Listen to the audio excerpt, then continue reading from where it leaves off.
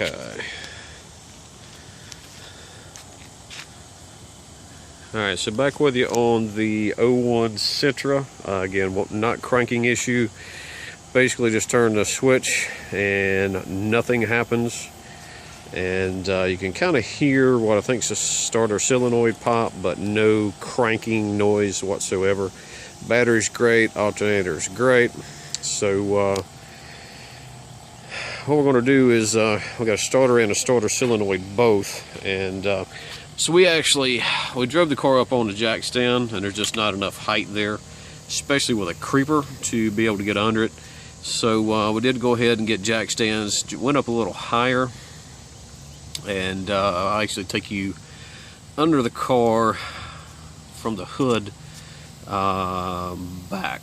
Basically kind of going to do a header from the hood area, and I will show you what a starter is. So I've got the starter disconnected. Of course, you got to disconnect your battery terminal negative first, but after you got that done, slide back again, just to give you a reference. I'm getting under the car. There's the passenger front, so sliding under. Get my light here, and there you can see, at least I think you can see. There we go. Let's see if that won't. There we go. Clarify. Okay, so that is the starter assembly. Move it on around a little more. Can actually see it a little better here. So by that you can see I've already gotten the terminal taken off. Boy, light really does not carry well under the car. How about that? Yeah, that's a little better. Okay.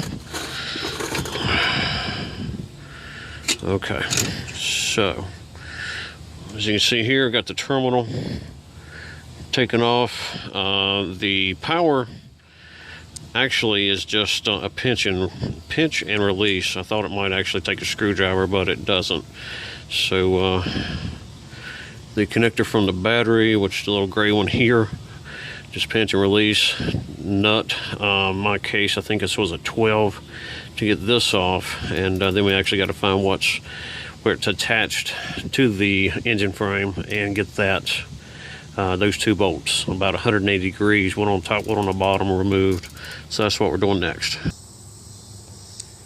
Alright, so after watching a video of a similar model car, what we're looking to do at this point is to go in from the top. I was under the impression maybe it was easier to do it from the bottom, but I don't think that's going to be the case.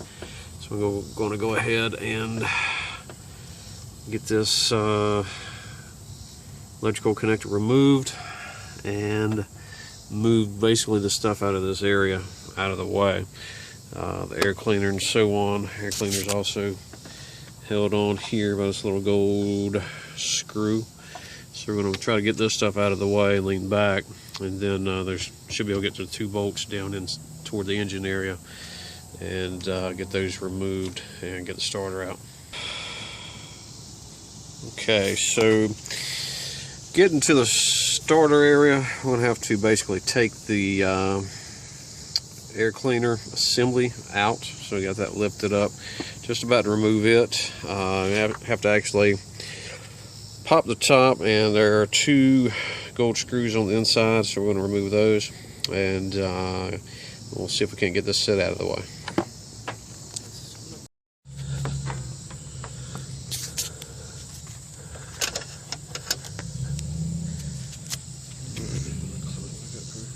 I'm already recording. Cool. Alright, so trying to explain how to do this is not as easy as you might think, but actually the bolt is kind of hidden here for the alternator. I know one of them that I can lay my hands on. I don't know if this is going to come through on the video, but it's down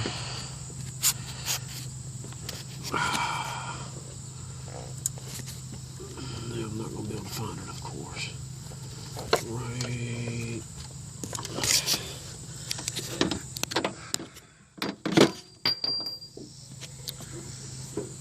right down in that area. Stick the camera down in there. You see the little red connector here? I'm not sure if that's right. Probably not. Yeah, that's it right there. That is it right there. So that is the bolt that I'm trying. I think that actually goes through and to the starter itself.